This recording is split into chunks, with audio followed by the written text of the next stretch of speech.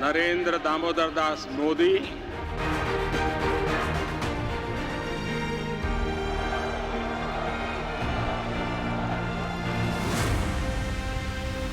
ये कहानी उस शख्सियत की है जो दुनिया के सबसे शक्तिशाली नेताओं में से एक है।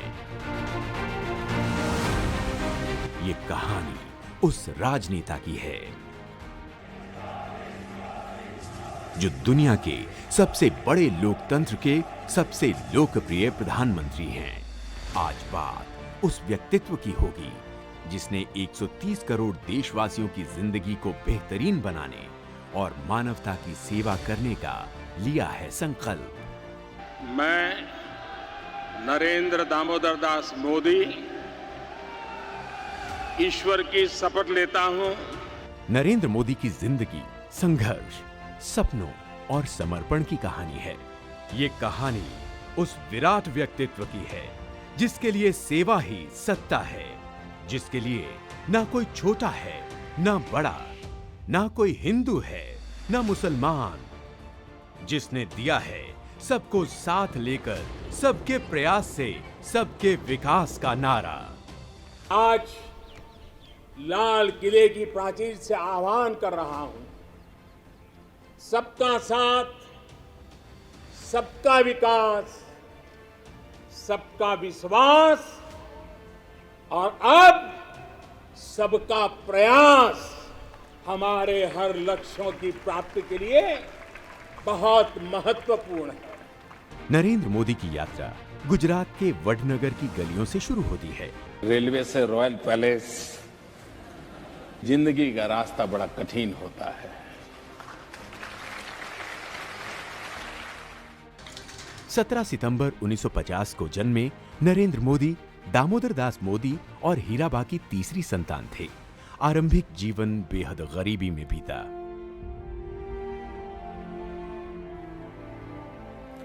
माता जी है, 90 साल से भी ज्यादा उम्र है। जब हम छोटे थे तो हमारा गुजारा करने के लिए वे अड़ोस पड़ोस के घरों में बर्तन साफ करना, पानी भरना,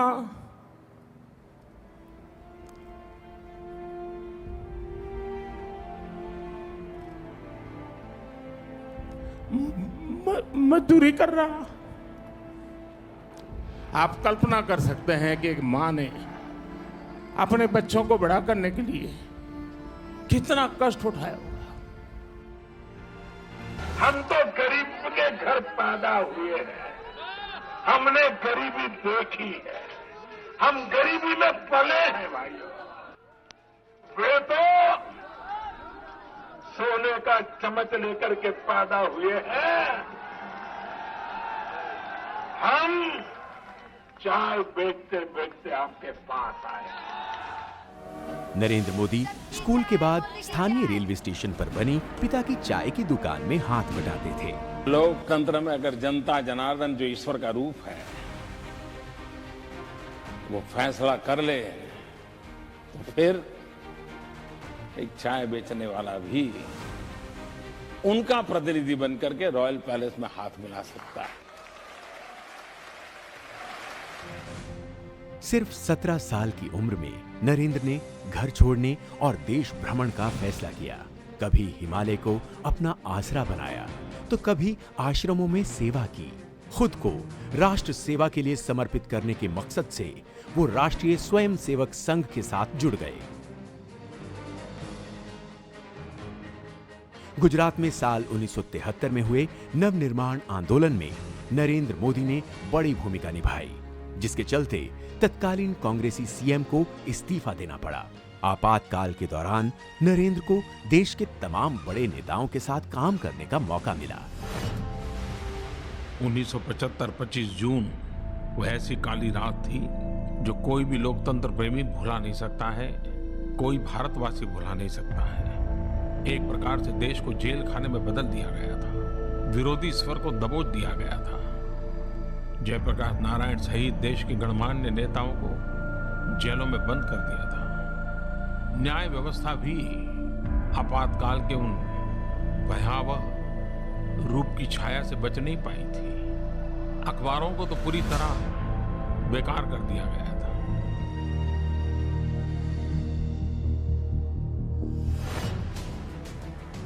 साल 1987 में उनको भारतीय जनता पार्टी के साथ काम करने का आदेश मिला।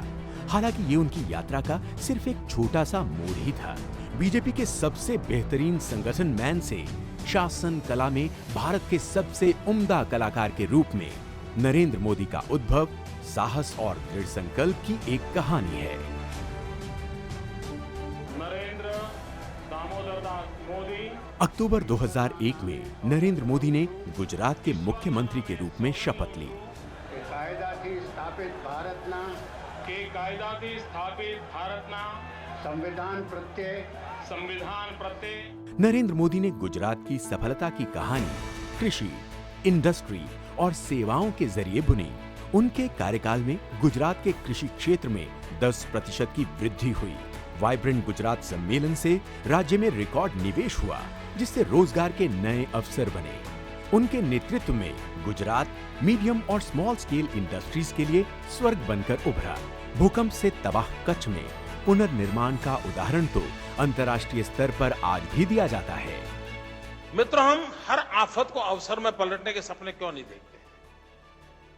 और अगर हम आफत को अवसर में, मैं अपना गुजरात का इंसिडेंट बताता हूं। मेरा इतना बड़ा भयंकर भूकंप हुआ था। मित्रों, उस भूकंप के बाद हम लोगों ने जो काम किया है और जिस प्रकार से उसको इंस्टीट्यूशनलाइज किया है और जिस प्रकार से डिजास्टर मैनेजमेंट के लिए पूरे देश के लिए एक मॉडल के रूप में काम किया है। आपत्ति बड़ी भयंकर थी, लेकिन उस आपत्ति से उसको अवसर में पलट करके हमारे देश में आपत्तियां होगी, सबसे पहले तय करेगा हमें उसको अवसर में पलटना है। साल 2001 से साल 2014 के बीच नरेंद्र मोदी न सिर्फ पूरे देश में सबसे बेहतरीन प्रशासक और मुख्यमंत्री के तौर पर सराहे गए, बल्कि एक विकास पुरुष के तौर पर स्थापित भी हुए। साल 2014 के आम चुनाव से ठीक पहले देश को एक विकास पुरुष की तलाश थी। तलाश उस प्रशासक की थी जो भ्रष्टाचार पर प्रहार करे, देश को अलगाववाद और आतंकवाद से मुक्ति दिलाए।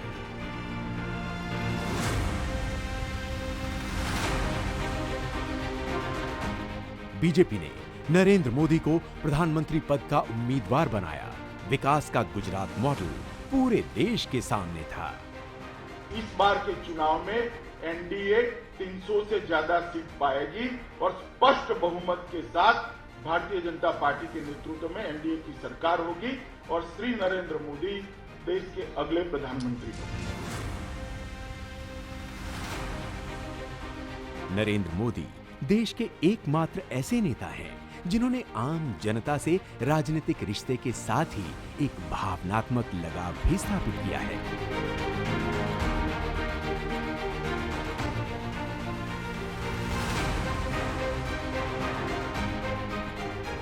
ये मेरा सौभाग्य है कि मैं हिंदुस्तान से 400 के अधिक जिलों में रात्रि मुकाम करने का मुझे सौभाग्य मिला है, लोगों से मिलने का सौभाग्य मिला है। तो मेरी जिंदगी तो एक मजदूर की जिंदगी है।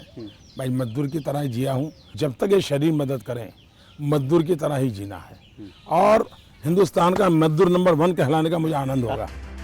साल 2014 के चुनावी नतीजे इस बात की तस्दीक करते हैं। नतीजों ने न सिर्फ नरेंद्र मोदी को देश के सबसे लोकप्रिय नेता के तौर पर स्थापित किया, बल्कि इसके चलते 3 दशकों बाद केंद्र में पहली बार किसी अकेली पार्टी को पूर्ण बहुमत मिला, और वो भी गैर कांग्रेसी।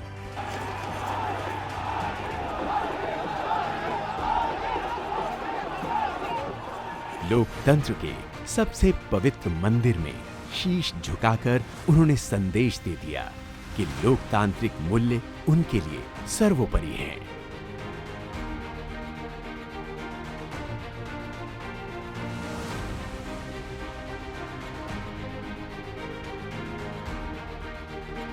मेरा मूलतः सिद्धांत जो रहा है वो ये है कि हम समाज में जो भी शक्ति है उसको और अधिक अवसर कैसे दें।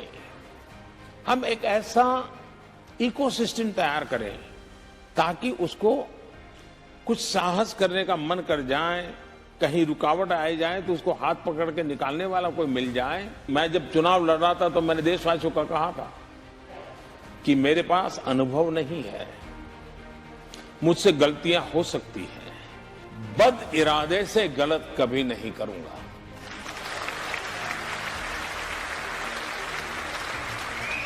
वे लीक से हटकर चलना चाहते थे और समाज में एक परिवर्तन देखना चाहते थे। महिला हो या गरीब, किसान हो या नौजवान, सबके कल्याण के लिए प्रधानमंत्री लगातार बिना थके, बिना रुके, एक के बाद एक वो फैसले ले रही है जिससे बन रहा है भविष्य के भारत का मजबूत आधार। किसानों के लिए कृषि कानून बनाने और उनकी आय दोगुना करने के लिए प्रधानमंत्री की प्रतिबद्धता अतुलनीय है और वो इसके लिए सभी जरूरी कदम उठा रहे हैं। किसान को आधुनिक सुविधाएं देना, छोटे किसानों को संगठित करके उनको बड़ी ताकत बनाना, किसानों की आय बढ़ाने के प्रयास निरंतर जारी है। मोदी सरकार लगातार एक्शन मोड में नजर आई है। 24 घंटे 7 दिन की कार्य संस्कृति और एक hard task master PM Modi ने दिखा दिया। ईमानदारी से कोशिश की जाए तो मौजूदा व्यवस्थाओं के जरिए ही बड़े लक्ष्य हासिल किए जा सकते हैं। मेरी सरकार का एक ही धर्म है, इंडिया फर्स्ट। मेरी सरकार का एक ही धर्म है, भारत का संविधान। मेरी सरकार की एक ही भक्ति है, भारत भक्ति। मेरी सरकार की एक ही पूजा है, 125 करोड़ देशवासियों का कल्याण। मेरी सरकार की एक ही कार्यशैली है, सबका साथ सबका विकास। और इसलिए हम संविधान को लेकर के, संविधान की सीमा में रह करके देश को आगे बढ़ाना चाहते हैं। 2020 में दुनिया पर जब कोरोना महामारी का खतरा आया तो भारत भी इस विनाशकारी बीमारी की चपेट में आया। लेकिन इस दौर में प्रधानमंत्री मोदी ने आगे बढ़कर देश का नेतृत्व किया और वो कर दिखाया जो दुनिया की बड़ी से बड़ी शक्तियां नहीं कर पाईं। सही समय पर लॉकडाउन के फैसले के बाद तमाम स्वास्थ्य सुविधाओं के जरिए हर नागरिक को कोविड से बचाने का पीएम ने जो संकल्प लिया, उसकी दुनिया ने सराहना की। आज भारत दुनिया के उन देशों में से है जो अपने ज्यादा से ज्यादा नागरिकों का जीवन बचाने में सफल रहा। जिस देश में विश्व की 18% आबादी रहती है, उस देश ने कोरोना पर प्रभावी नियंत्रण करके पूरी दुनिया को, मानवता को बड़ी त्रासदी से भी बचाया है। कोविड की जंग में सबसे बड़ा हथियार बना कोविड का टीका और इस काम में भी देश को पीएम मोदी की दूरदर्शिता का फायदा मिला और भारत ने बेहद कम समय में 2 वैक्सीन तैयार करके विश्व मंच पर फिर अपना लोहा मनवाया। आज हालात ये हैं कि बेहद कम समय में भारत ने 75 करोड़ से ज्यादा टीकों की खुराक देकर विश्व रिकॉर्ड कायम किया है।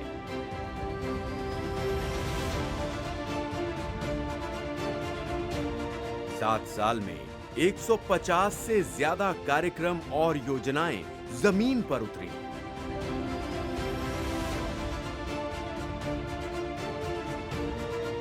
हमारे लिए रिफॉर्म का मतलब है रिफॉर्म नीति आधारित हो, टुकड़ों में नहीं हो, होलिस्टिक हो और एक रिफॉर्म दूसरे रिफॉर्म का आधार बने, नए रिफॉर्म का मार्ग बनाए।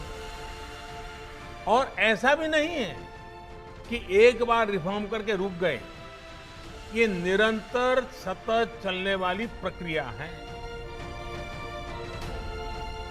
साल 2019 के आम चुनाव में नरेंद्र मोदी के नेतृत्व में बीजेपी और एनडीए को पहले से भी बड़ी जीत मिली। इसकी सबसे बड़ी वजह बनी सबका साथ, सबका विकास और सबका विश्वास का मंत्र।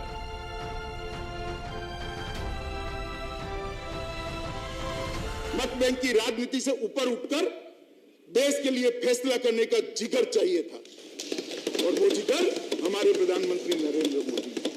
आर्टिकल 370 हटाने को लेकर मिली संसद की इस मंजूरी से पहले शायद ही किसी को यकीन था कि ऐसा कुछ देश का नेतृत्व तय कर सकेगा। आर्टिकल 370 और 35A ने जम्मू कश्मीर को अलगाववाद, आतंकवाद, परिवारवाद और व्यवस्थाओं में बड़े पैमाने पर फैले भ्रष्टाचार के अलावा कुछ नहीं दिया। लेकिन जिस तरह से अपने दूसरे कार्यकाल के इस सबसे बड़े फैसले को मोदी सरकार ने हैंडल किया और तमाम आशंकाओं को खारिज किया, उसके बाद हर कोई यही कह रहा है कि मोदी है तो मुमकिन है।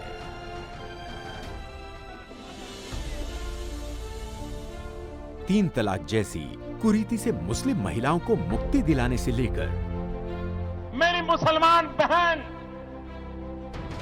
उसका क्या गुनाह? कोई ऐसे ही टेलीफोन पर 3 तलाक बोल दे और उसकी जिंदगी तबाह हो जाए?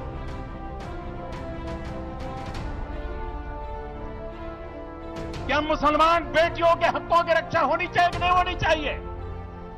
क्या मुसलमान माताओं बहनों को रक्षा मिलनी चाहिए कि नहीं मिलनी चाहिए? क्या मुसलमान बहनों को समानता का अधिकार मिलना चाहिए कि नहीं मिलना चाहिए? जम्मू कश्मीर से 35A खत्म करने जैसे फैसलों से मोदी सरकार के दूसरे कार्यकाल की शुरुआत हुई।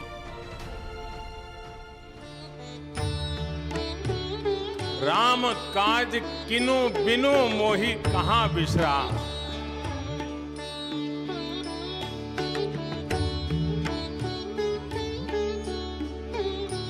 इसी तरह राम जन्मभूमि विवाद का शांतिपूर्ण समाधान सिर्फ एक विवाद का हल नहीं है, बल्कि भारत के बेहतर भविष्य का एक बड़ा कारक भी बन गया है।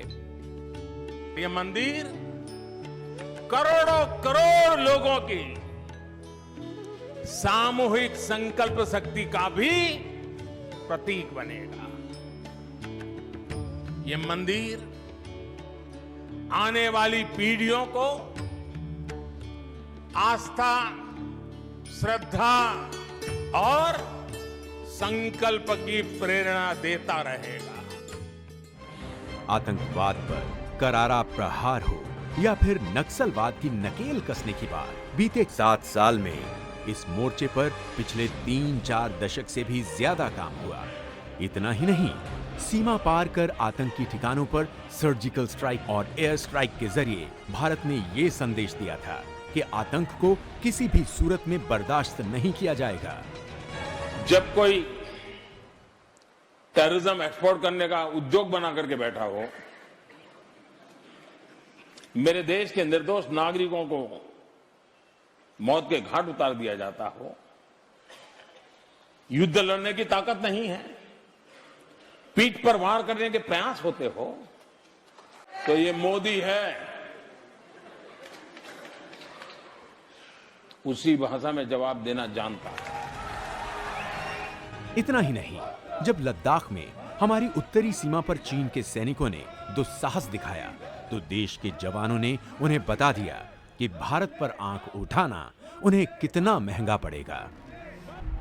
जिनके सिंहनाद से सहमी, जिनके सिंहनाद से सहमी, धरती रही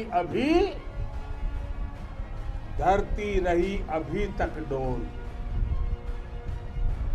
कलम आज उनकी जय बोल, कलम आज उनकी जय बोल। भारत माता की, भारत माता की, वंदे वंदे।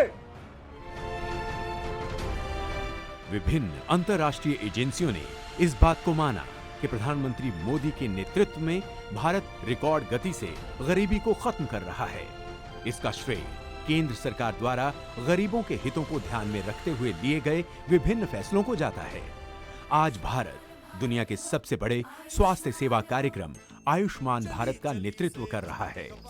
50 करोड़ से अधिक भारतीयों को कवर करते हुए आयुष्मान भारत गरीब और नव मध्यम वर्ग को उच्च गुणवत्ता और सस्ती स्वास्थ्य सेवा सुनिश्चित कर रहा है। पानी से आए और भाइयों को किडनी में की नाली खराब थी, वो ठीक हुआ, काम अच्छा हुआ, अच्छा हो, संतोष है, संतोष। तुम खुश हो एकदम? पढ़ाई करोगे, खेलोगे, बहुत खेलोगे, हैं? कोरोना काल में प्रधानमंत्री गरीब कल्याण योजना के जरिए 80 करोड़ से भी ज्यादा लोगों के लिए मुफ्त राशन पहुंचाना हो या फिर गरीब परिवारों, किसानों, श्रमिकों और महिलाओं को कई अन्य माध्यमों से आर्थिक मदद पहुंचाने या रोजगार उपलब्ध कराने के फैसले समाज और व्यवस्था के हाशिए पर पड़े लोगों के दुख दर्द को खत्म करना चाहते थे। आखिरकार सरकार किसके लिए? मैं स्पष्ट मानता हूं कि सरकार वो हो जो गरीबों के लिए सोचे, सरकार वो हो जो गरीबों को सुने, सरकार वो हो जो गरीबों के लिए जिए। मैक्सिमम गवर्नेंस, मिनिमम गवर्नमेंट में भरोसा करने वाले नरेंद्र मोदी ने जन भागीदारी को अपनी नीतियों, रणनीतियों का आधार बनाया। पहली बार किसी और व्यक्ति ने नहीं बल्कि खुद भारत के प्रधानमंत्री ने 15 अगस्त 2014 को अपने स्वतंत्रता दिवस के भाषण के दौरान लाल किले की ऐतिहासिक प्राचीर से स्वच्छता के बारे में बातें की। स्वच्छ भारत का एक अभियान हम सबको मिलकर के करना है। पहली बार देश के सफाई कर्मियों को ये महसूस हुआ कि वो देश में आ रहे अहम बदलाव का बड़ा हिस्सा हैं। पीएम मोदी ने सही मायने में ये दिखाया है कि सरकार वो होती है जो गरीबों के लिए जिए। आत्मनिर्भर भारत ये सपना संकल्प में परिवर्तित देख रहे हैं। आत्मनिर्भर भारत ये एक प्रकार से शब्द नहीं, ये आज 130 करोड़ देशवासियों के लिए मंत्र बन गया है।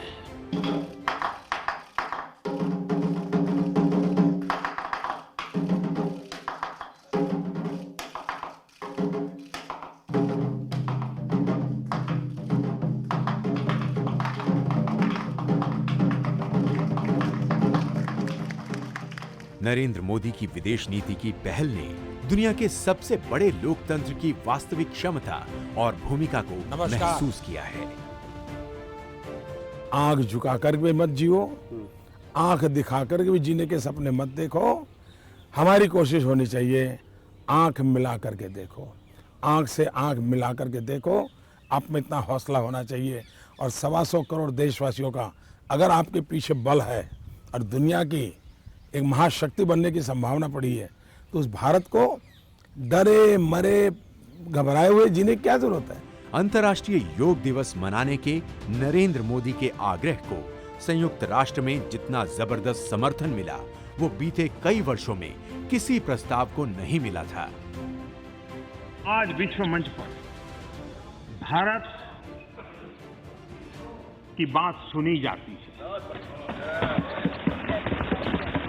इस विषय में भारत क्या सोचेगा, ये आज दुनिया को पहले सोचना पड़ता है।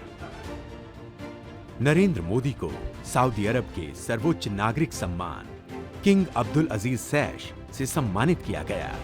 फिलिस्तीन के grand collar of the state of फिलिस्तीन सम्मान, अफगानिस्तान के अमीर अमानुल्लाह खान अवार्ड, यूएई के जायद मेडल और मालदीव के निशान इजुद्दीन सम्मान से सम्मानित किया गया है। 2018 में प्रधानमंत्री मोदी को शांति और विकास में उनके योगदान के लिए प्रतिष्ठित सियोल शांति पुरस्कार दिया गया। ऐसा है वडनगर से विश्व मंच तक का सफर, लोगों के बीच रहना, उनके साथ खुशियां साझा करना और उनके दुखों को दूर करना नरेंद्र मोदी का मकसद है।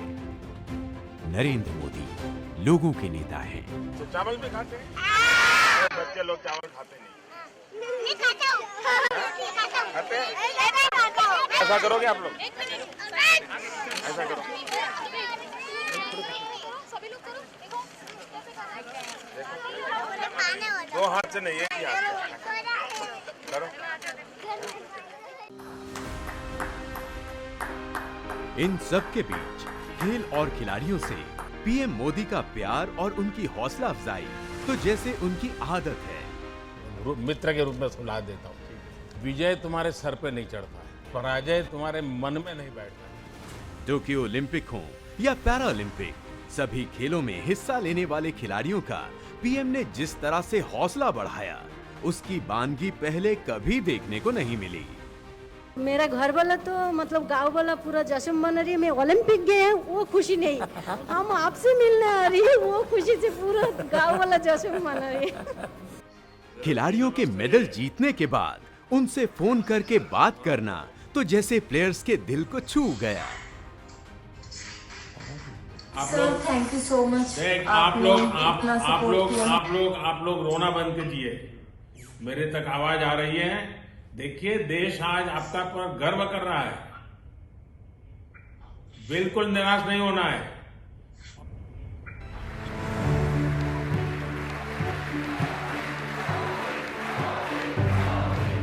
वो जो मुश्किलों का अंबार है, वो जो मुश्किलों का अंबार है, वही तो मेरे हौसलों की मीनार है। यही समय है, सही समय है, भारत का अनमोल समय है।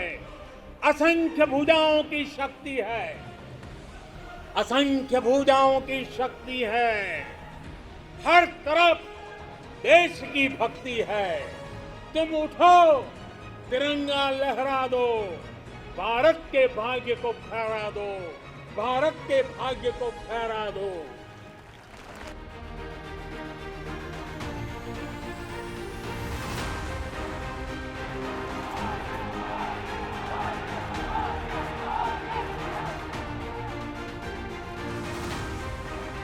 मैं नरेंद्र दामोदर दास मोदी